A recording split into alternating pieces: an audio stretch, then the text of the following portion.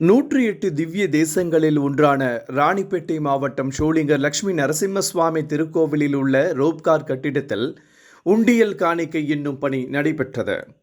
திருக்கோவில் ஆணையர் ஜெயா முன்னிலையில் யோக நரசிம்மர், யோக ஆஞ்சநேயர், லட்சுமி நரசிம்மர், தக்கான்குளம் ஆஞ்சநேயர் கோவில் ஆகிய பகுதிகளில் வைக்கப்பட்ட உண்டியலை பிரித்து காணிக்கை என்னும் பணி நடைபெற்றது.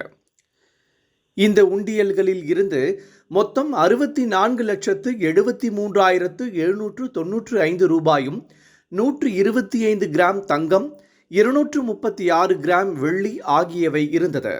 இவற்றை திருக்கோவில் வங்கி கணக்கில் வரவு வைக்கப்பட்டது. இந்த தகவலை கோவில் நிர்வாகம் தெரிவித்துள்ளது.